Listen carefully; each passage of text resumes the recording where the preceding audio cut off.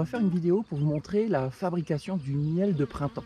Donc ici on voit une petite butineuse sur une fleur de colza.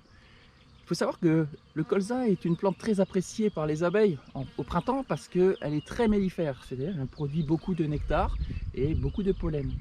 Donc dans ce miel de printemps, donc, on peut constater que voilà, elles sont gâtées cette année parce qu'on a un champ de colza à proximité du domaine du rucher, mais on a aussi plein de haies. Et dans ces haies, il y a une plante qui est formidable aussi pour le miel de printemps, c'est l'aubépine. Donc voici l'aubépine, c'est une plante qui fleurit au mois de mai-juin. Cette année, la floraison est en retard du fait de la météo et elle est très odorante. C'est dommage que vous ne pouvez pas sentir, mais c'est vraiment quelque chose de très agréable.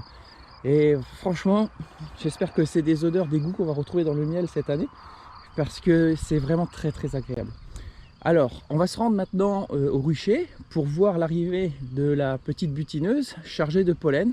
Et après, on ouvrira justement une ruche pour voir comment qu'elle stocke le nectar, comment qu'elle travaille. A tout de suite. Alors, nous voici arrivés sur la ruche. Donc, on a vu tout à l'heure la petite butineuse qui était sur sa petite fleur. Et donc là, elle est de retour à la ruche. Donc, vous allez peut-être voir certaines abeilles sur certaines butineuses chargées de pollen. C'est facile à voir, c'est leur petite patte arrière.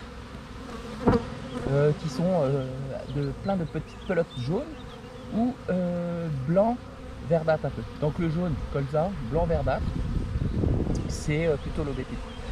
Alors, qu'est-ce qui va se passer à ce moment-là? Donc les butineuses, hop, elles rentrent, elles transfèrent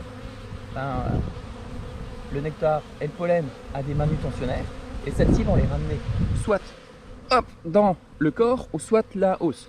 Donc le corps, c'est là où vivent les abeilles, elles fabriquent le couvain, c'est là où elles ont leurs réserves, etc. Donc je vous ferai une vidéo pour vous expliquer comment que ça se passe là-dedans. Et ça, c'est simplement des hausses de stockage, c'est le surplus. Donc elles vont stocker ici ce qu'on va collecter pour faire du miel. Alors, comment que ça va se passer? Hop, la butineuse rentre, elle donne le précieux chargement à une manutentionnaire.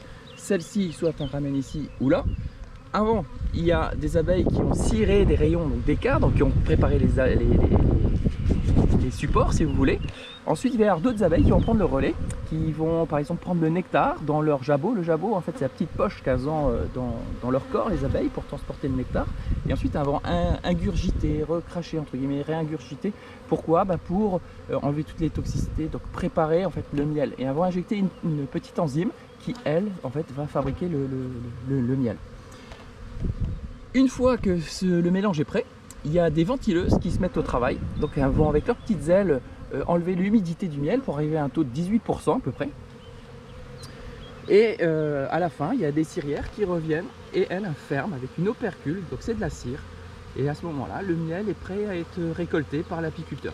Donc à savoir que l'apiculteur, lui, qu'est-ce qu'il fait? Il ne fabrique pas de miel. Il s'occupe juste du bien-être des abeilles, surtout au domaine du rucher. Nous, c'est quelque chose sur lequel on prête une grande attention, le respect de la nature, le respect de l'abeille. Si elles n'ont pas assez de miel, on ne leur prend pas, on leur laisse. Donc maintenant je vais vous montrer comment que ça se passe là-dedans. Allez, à tout de suite. Voilà, on a ouvert, donc vous voyez on est sur la hausse. Et donc ici, on voit que les petites abeilles ont un travail.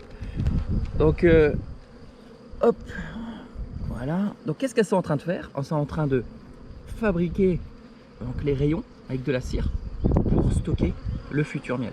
Donc on va ouvrir, je vais vous montrer. Donc là je vais prélever un rayon pour vous montrer. J'y vais doucement pour pas trop les perturber. Donc ici, qu'est-ce qu'on peut voir? On peut voir des petites abeilles qui sont en train de cirer le cadre, donc préparer les cellules.